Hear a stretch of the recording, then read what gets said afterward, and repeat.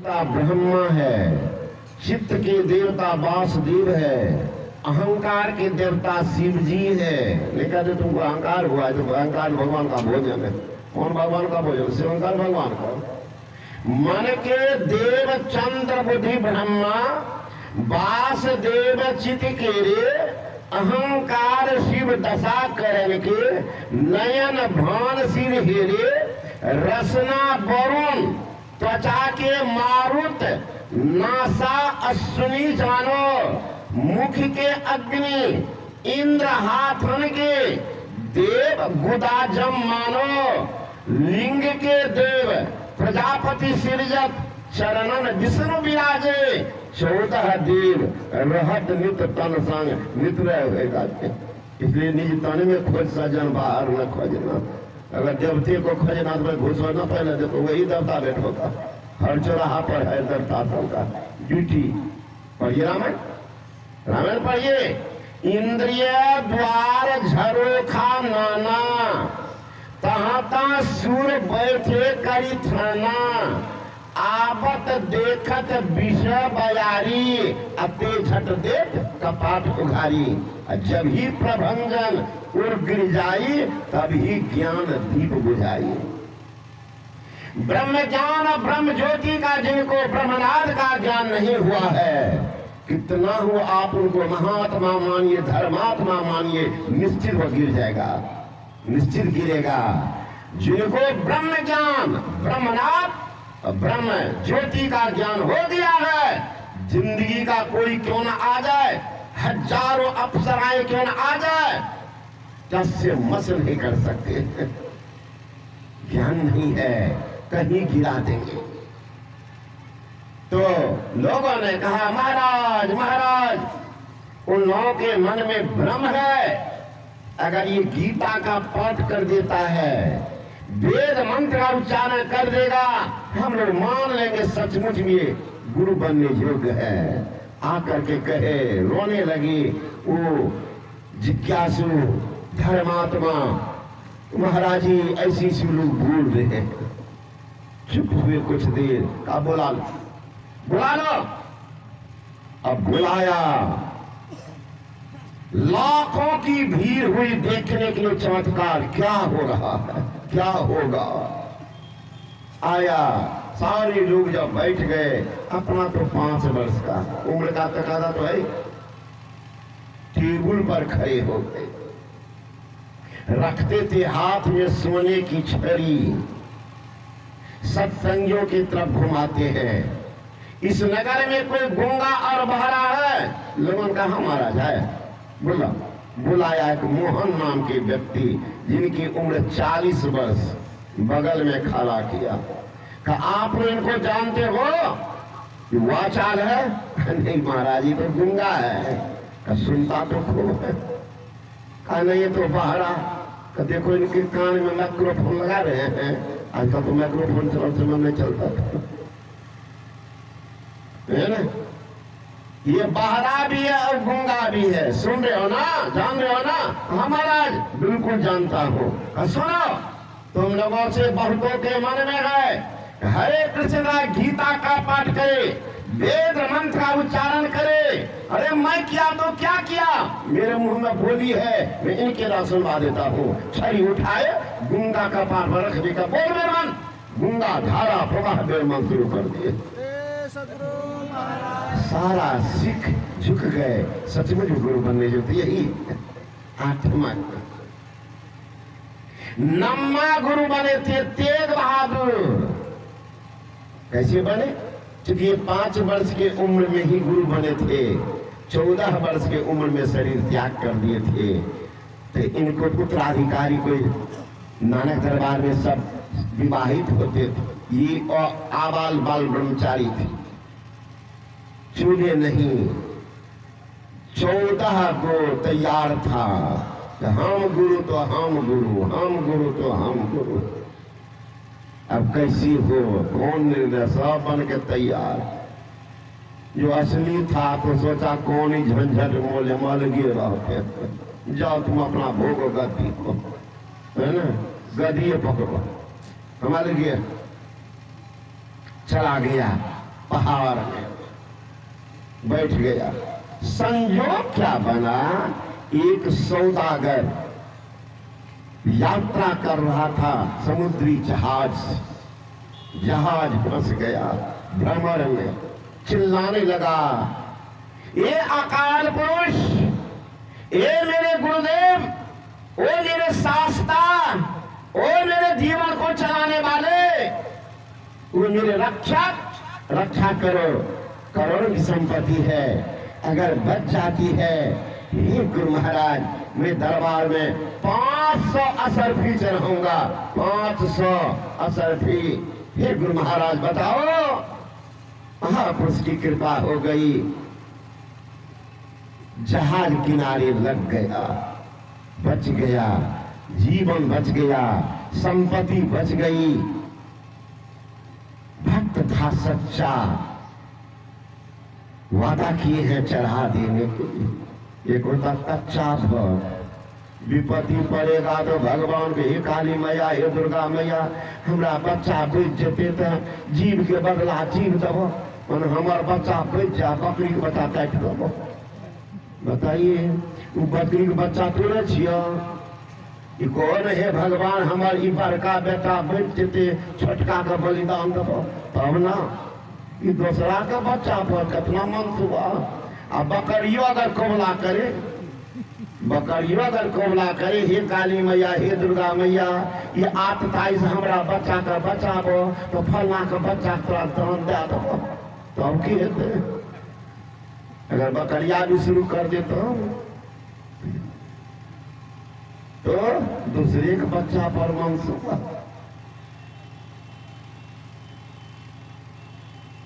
परसों आए थे एक आदमी, कहने लगे बाबा दीक्षा नहीं ले के कारण से की कही, हमारे बेटा बीमार है, तो दुर्गा मैया को कोबला क्या दलिए कि हमारे बच्चा के बच जेते तो जीव के बदला जीव दब, वह द्वारा नहीं ले छिए। हम कहलिए कि बकरियों जे छै ने ओहो कोबला करे छै, तो बाबाजी सब जाने छे, क्योंकि सब बाबाजी तो नहीं जाने छे, लेकिन कुछ कुछ बाबाजी जाने छे। वो बकरियों के भाषा जाने छे, पक्षियों के भाषा जाने छे, मनुष्य के भाषा तो जानबे करे छे, है ना। अब मनुष्य के भीतरियो बात के जाने छे। गुरु महाराज को सुनो रे, गुरु महाराज के हमरा पास में हेन हेन आदमी सब आवे छे, एगो का मुंह पर कह दिए न जिंदगी भर मुंह देखबे नहीं, बिना जान लिए। तो कल के बकरियों कोबला करे छे, हे भगवान, ओकरा बेटा के जिया दो, हमरा बेटा ले तो जान लेते। अब हमहू कोबला करे छियो, जे बेटा के ले ओकरा बेटा के बचेल हो, हमरा बेटा ले हमरो बेटा के बचा दा, वह बेटा के जान दादा हम कोबला करे छियो। तो अब की हेतौ, तो कहे बाबा तब की करिए, पागल कहीं कर जाओ, जितना कोबला की उतना मिठाई बना के चलो। मिठाई नहीं चढ़ाएंगे, बकरी के बच्चा को चढ़ाएगी, मिठाई चढ़ा जा करके काली मैया कुछ हेबो करते, कल के हेते तो हमरा कही तो कहा तब दीक्षा आइए लाइए ले, हमारा लाइए ले, अब बुढ़बो के नहीं हो कहो खैनी खाए छे बाबा, हमें कते 2-4 किलो रोज भात बंद कर दियो, तो देखा लग जा घर में ओकरा खेला बंद कर दियो, कहिए खैनिए खेला पेट पर दिन भर खा, एक चोट दबा गेट पर रख बात फोटो कर, है ना, गेटे का घेरे। अरे आपका बच्चा पैखाना कर दिया है चौखट पर, चौखट पर पैखाना कर दिया है, घुसिएगा, आप ही का घर है, आप ही का बच्चा है, तुरंत बुलाइएगा बेटी को, पुतों को, पत्नी को, देखो बच्चा गंदा कर दिया साफ को। तो आपका घर, आपका बेटा पोता गंदा किया तो घर नहीं घुसते हैं। ये भगवान का बना हुआ मंदिर, भगवान का दिया हुआ मुंह, और उसके चौखट पर एक चोट रखते हैं, तो भगवान कैसे घुसे? बताओ भगवान कैसे घुसे? इतना गंदा चीज है महाराज खैनी। आप लोगों को मौका लगा हो नहीं, वैशाली जिला जाइए, वैशाली जिला हर घर में खैनी खेती। एक बार दे दिया, एक बासा एक घर में आई भोले बाबा साई स्वामी महाराज पता नहीं महाराज कई बार देखे बाबा को। भागलपुर से दक्षिण जाइए ना जगदीशपुर, बाप आधा किलोमीटर पहले से नाक मुंह सब बंद करके अब बाबा चुपचाप बड़े होना नाक बंद कर देते। सलाम का है फैक्ट्री बहुत बड़ा जगदीशपुर। कभी धूल गाड़ी में धूल उड़ रही है, अब बाबा को जो कौन छन्ना लगाए आपको चला है ना नाक बांधने वाला, उस समय कुछ नहीं गंधे न तो बासा दे दिया। हम गए तो हमको लगा हमको दम घुट जाएगा, भागे वहां से। पूछे लोग के स्कूल है काका को, स्कूल पर चले गए तो वहां पर एक रूम के खाली करवा के हमको हम रह जाएंगे। तो बाबा पूछे कि जवानन कहाँ गया, कल के हजूर को गंध बर्दाश्त भाग चले गए स्कूल पर। नहीं हम मुझे बाबा भी निकल गए और घर वाला बिगड़ गए, आप ही चले आए तब ना पागल के मर जाएंगे आप घर में। तो वहां हर घर में खैनी की खेती होगा, वही बीजे से हो हर घर। तो धनवान लोग क्या करते अपने दरवाजा पर पर्दा टांग देंगे इसी तरह से और छाया में सुखाते कि रंग खराब नहीं खैनी का, उसी में रखते। और गरीब आदमी क्या करेंगे, गरीब आदमी सब काट करके खैनी ले जाते हैं। आम कटहल चाहे पीपल बर उनके जड़ में घुमा घुमा के खड़ा करके रखते। अब कुत्ता गिदड़ का क्या स्वभाव अभी आप जानते हैं, जहां ऊंचा होगा वहीं पर पैर उठा करके जलाधार करेगा, मूत्रालय शौचालय सब खैनी है। और जब तक में खैनी सूखेगा तब तक कुत्ता गिदड़ का पैखाना सूख जाता है। अब पता चलता है कौन ओरिजिनल खैनी है कौन डुप्लीकेट खैनी है ना। तो बताइए, अब उसको लेकर के मुंह में डालते। इतना खराब चीज है महाराज, सांप पर दीजिए ना खैनी लटा करके और सांप के मुंह पर डाल दीजिए, सांप मर जाएगा, मर जाएगा। इतना विष होता है और उसको मुंह में डालते है ना। तो मैं कह रहा था कि संस्कार देखिए कहां से कहां ले जाता है। कहां जो आप भोजन करेंगे खून कौन बनेगा, दूसरा अलग से खून डालते। जो भोजन करते हैं उसी का खून बनता है और खून से ही ब्रिज होता है, उससे संतान होती है। क्या कर रहे हैं आप, क्या कर रहे हैं। इसलिए कहते संत महात्मा लोग ज्ञान के अभाव के कारण देखिए जीव की दुर्दशा क्या हो रही है। तो तेग बहादुर जी महाराज भाग्य वो सौदागर गए दरबार, पूछने लगे कौन गुरु है। तो देखते हैं 14 बैठा हुआ। तो सबके चरण में एक एक असरफी चढ़ाते गए, सब आदमी आशीर्वाद देते गए, धन हो धन हो। लेकिन इसके भीतर में चैन नहीं। हम तो कबूलती किए हैं 500 सरफी, अगर सच्चा गुरु होता तो बोल देते। तो पूछते हैं कि और कोई है बाबा, कहाँ एक और है, कहाँ, और पगला है त्यागा पहाड़ में बैठा रहता, चला गया वहां। वहां जा करके उनके भी चरण में एक असर पे चढ़ाया। संत थे, जो ही चढ़ाया तेग बहादुर का ए झूठा, तेने 500 रुपया का सरफी की दान किया है, देख तेरे जहाज को बचाने में मेरे पीठ ऐसे दिखाते हैं, देखिए पीठ पर छाला पड़ा हुआ है। तुम्हारे जहाज को बचाने में देखना मेरे पीठ की हालत। कबूती क्या 500 रुपया दे रहा 1 रुपया, उछलने लगा। मैं ग्रुप आ गया, मैं ग्रुप आ गया, मैं ग्रुप आ गया। मुंह में कालिख लग जाएगी, मत बोलो। मुंह में कालिख लगा लिया, काला पट्टी बांध के पहाड़ पर चढ़ गया। गुरु पा लिया, गुरु पा लिया, असली गुरु यहाँ है। तब जाकर के पकड़ के सब ले आया। नम्मा गुरु तेग बहादुर गुरु गद्दी पर बैठाया, ऐचोरों को भगाया। तो संस्कार देखिए, अभी आप ज्ञानी नहीं, संस्कार क्या बनेगा?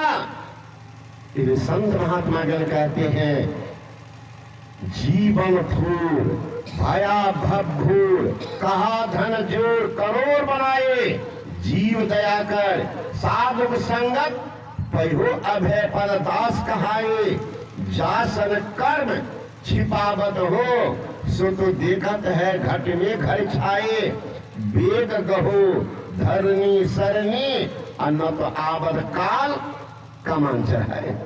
का जल्दीबाजी करो, काल आ रहा है, तो आ जाएगा। तब क्या होगा? जब जमराजा पलंग से बेटे समझा तो नहीं कुछ बोला, जब कुछ नहीं सोचेंगे। अब ये बच्चा है, न बालक न जौबने न कछु वृद्धि बंद, वह अवसर न जानिए जो आए परे जम फंद। क्या ठिकाना कब जम का फंदा आ जाए। इसे उठो मुसाफिर, बिस्तर बांधो, गाड़ी आने वाली है, तत्काल ही खुल जाएगी, सीटी बजाने वाली।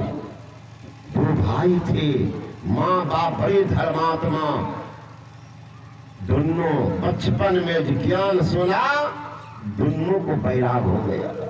सांख्य और लिखित दोनों भाई का नाम था। चारों दुनिया छानता रहा, जब शांति नहीं मिली पहुंच गया हिमालय। हिमालय में बैठकर तपस्या करने लगा, शांति की अनुभव किया। एक रोज बड़े भाई थे सांख्य, अपने छोटे भाई से कहते, लिखित देखो तुमको बचपन से ही बड़ा प्रेम मुझसे, मुझे भी है, तुमको गोद में खिलाया, कंधा पर उठाया, बहुत मोह प्रेम, इसी कारण से ध्यान में बाधा हो रही है। एक काम करो, जब सर्वस्व त्याग करने के लिए हम लोग तुले हुए हैं, माँ बाप के प्रेम को ठुकरा दिए हैं, जमीन जायदाद पर लात मार दिए हैं, भैया इसको भी तोड़ो। लिखित रोने लगा, भैया आपके बिना मैं कैसे रह सकता? बस वह इसी को हटा, कैसे रहेगा? इसी को हटाना है आसक्ति कि हम दोनों को ऊपर नहीं जाने देता। देखो लिखित है, बच्चे लोग गुड्डी उड़ाते हैं, धागा पकड़ते हैं, गुड्डी छोड़ देते हैं, आकाश में गुड्डी उड़ने लगता, और उसी में अगर ढाला बांधे तो गुड्डी उड़ेगा क्या? का नहीं, का इसी आसक्ति। इसलिए या तो तुम ही स्थान को छोड़ो या मैं छोड़ता। लिखित ने कहा कि भैया मैं ही छोड़ देता। चला गया पहाड़ के दूर ऊपर में बैठकर तपस्या करने लगा। सांख्य नीचे में मन नहीं माने, कभी कभी ऊन हो। लिखित कहीं शरीर को मैं त्याग दिया, देखने के लिए चला जाता था। वही राग की अपनी अग्नि इतनी प्रदीप्त, बैठ करके ध्यानस्थ रहता था। लौट करके आ जाए, कभी कभी लिखित के मन में हो कि देखिए भैया को क्या कर रहे, वो भी नीचे आ जाए, चुपके से झोपड़ी के चारों तरफ घूम करके देखता था तो क्या कर रहे। देखते हैं ध्यानस्थ। एक दिन हुआ लिखित के मन में कि भैया की बात नहीं की है, एक रोज कर लेते हैं, बरसों की खुराक मुझे मिल जाएगी, एक रोज कर लेते। उस रोज मन में ठान करके आ गया। 1 घंटा 2 घंटा 3 घंटा 4 घंटा बैठा। लिखित है, देखते हैं सांख्य ध्यानस्थ इधर उधर ये घूमने लगा तो देखा उनकी कुटिया के ऊपर में कि खीरा, उसको तोड़ करके बगल में जा करके लिखित खा लिया। थोड़ी देर के बाद सांख्य की जब सूरत नीचे उतरी तो उठ करके बाहर गया तो देखता है लिखित बैठा, दौड़ता आया, चरण में सिर रखता है, प्रणाम करता है, आंख में आंसू की धारा का लिखित ये कैसी अब भैया अब मुझे विश्वास हो गया कि आप निर्वाण के करीब हैं। मैं ऐसा भागा है, इतनी दूरी में तय नहीं किया हूं, लेकिन खुशी इस बात की है भाई है, अगर ये निर्माण करेगा तो कितने का कल्याण करेगा। राम भक्त जही वंश में सो कुल परम पुनीत, लक्ष्मी पति तर जात है, देव पितर सहमीत। एक राम भक्त 14 पीढ़ी का उद्धार करता है। भगवान राम जब ध्यान करने लगे, आभास हुआ, वशिष्ठ मुनि के पास गए, गुरु महाराज मेरे रहते हमारे पूर्वजों को अधोगति हो, ये मेरी कलंक की बात हो। भगवान राम से वशिष्ठ ने कहा, हे राम तो पुण्य का अंश दान करो, तुम्हारे पूर्वजों का उद्धार होगा। और राम ने दान किया, 14 पीढ़ी का उद्धार किया। भगवान राम के 14वां पीढ़ी थे राजा हरित, उनके पुत्र हरि ब्रिज, उनके पुत्र हरिश्चंद्र, उनके पुत्र रोहित, उनके पुत्र बाहु, उनके पुत्र सगर, उनके पुत्र असमंजस, उनके पुत्र अंशुमान, उनके पुत्र दिलीप, उनके पुत्र भागीरथ, उनके पुत्र सैदास, उनके पुत्र रघु, उनके पुत्र अज, उनके पुत्र दशरथ, उन भी राम, सबका आधार हुआ है। हम लोग भी किसी माँ बाप के बेटा है, हम लोग क्या कर रहे हैं? एक लोटा पानी के लिए तो बाप मरता है, देता नहीं। मरने के बाद देखिए नाटकबाजी, जीवत पिता पानी ला गंगा, अमरल पिता का पहुंचावे गंगा, उद्धार करने जा रहे। जीवत पिता को मच्छर मारा जान, अमरल पिता का मछली पर मछली, खटिया पटिया बाछी करो दान, बाबा होगा कल्याण। जीवत पिता को मिला न भोटिया, अमरल पिता को तोसक तकिया दान कर, बाबूजी सोएगा वहां पर एकदम मचल मचल के। पिता के देखो तो कौन सोया है, वो तोसक तकिया पर। तो ज्ञान के अभाव के कारण भगवान राम जी की किसी उद्धार किए। हम लोग भी तो किसी माँ बाप के बेटा क्या कर रहे हैं उनके लिए। लिखित ने कहा, भैया मुझे खुशी है इस बात की, इसे रुलाई आ रही है कि भैया तरक्की की सीढ़ी पर मोक्ष के द्वार पर खड़े हो गए, उद्धार कर देगा कितने कुल का।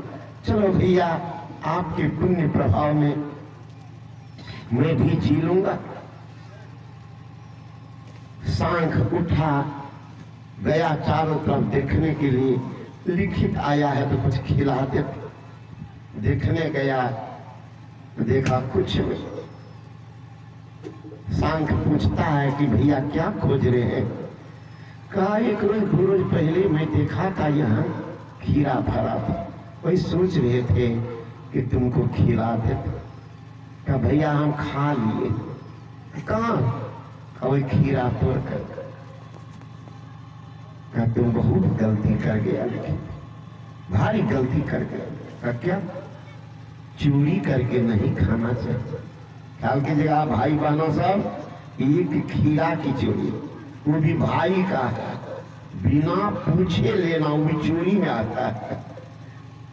कहा लिखित है तुम तो चोरी किए हो, तुम भक्ति में आगे नहीं बढ़ सकोगे,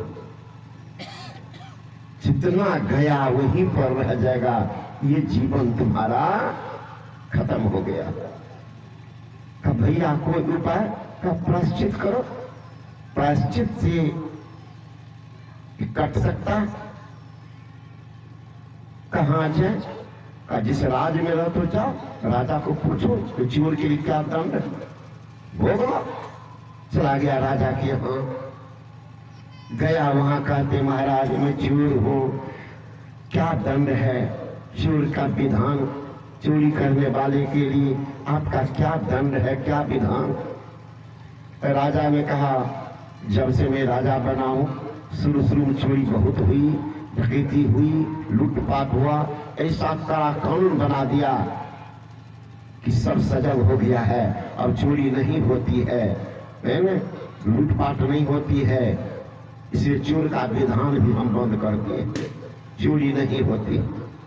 का महाराज मैं चोर हूं, का महाराज महात्मा को झूठ मत बोलता हूं। नहीं महाराज हम चोर हैं, चोरी किए हैं। क्या विधान होता? मंत्री ने कहा पहले विधान यही था, चोर के लिए विधान था अगर चोरी किया है उनको दोनों हाथ को काट दिया जाता था, छोड़ देते थे। ये था चोर के लिए विधान। और सब विधान जो है कुछ जान के क्या करोगे? यही विधान है ना, कहा यही विधान है। गया बाजार से लाया हथियार, है ना, आप दोनों हाथ को रखा, एक आदमी घाई पर दोनों दिया, दोनों हाथ काट दिया। गया भाई के पास में कि भैया चोरी का सजा भूख का आया हो, अब बताओ मैं ध्यान में पढ़ सकता हूं कि नहीं? लिखित भाई है, कहने लगा विधान का प्रायश्चित, पाप का प्रायश्चित विधान के मुताबिक तुमने किया है, जाओ स्नान कर लो, फिर कुछ बताऊंगा। जो ही स्नान करने गया पोखर में, लिखित ने कहा, सांख्य ने कहा लिखित एक बार उस ईश्वर परमात्मा से प्रार्थना कर लो कि मैं पाप का प्रायश्चित किया हूं, क्या ध्यान में आगे बढ़ सकता हूं, प्रायश्चित करो। जो ही ने लिखित स्नान करके दोनों हाथ भगवान की तरफ उठाया कि मैं पाप का प्रायश्चित किया हूं, मैं सन्यासी महाराजी हूं, क्या मैं आगे बढ़ सकता हूं? जो ही हाथ उठाया दोनों हाथ आगे जुट गया, वो भी बैठ गया, वो भी बैठ गया ध्यान में, निर्वाण को प्राप्त कर लिया। तो छोटी छोटी बात हम आगे नहीं बढ़ पा रहे ध्यान में, खोजिएगा अपने में ही पता चल जाएगा।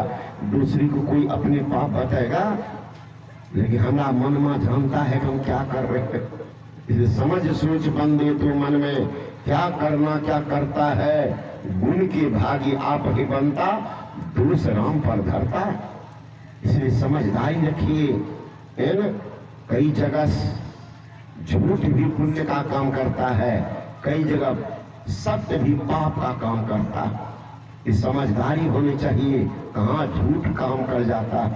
कहते हैं जिस समय कोई फांसी की सजा पर चढ़ा है, अरे आपके झूठ बोलने से छूट सकता है, वहाँ झूठ सत्य का काम करता है। इसी स्त्री प्रसंग के समय है, उस समय आपको कोई कहता क्या कर रहे हो, अरे कुछ काम में है, वहां भी झूठ सत्य का काम ही कर जाता है। जहां आपके शादी विवाह है, उस समय भी झूठ का भी काम नहीं करता, सत्य का ही काम करता है। और आपके सत्य बोलने के कारण अगर किसी जीव की हत्या हो रही है, वह सत्य पाप का काम करता है। इसलिए समझदारी होनी चाहिए। बहुत आदमी आते कहने के लिए बाबा हम लोग दीक्षा नहीं लेते हैं, डर लगता है। कौन सी का?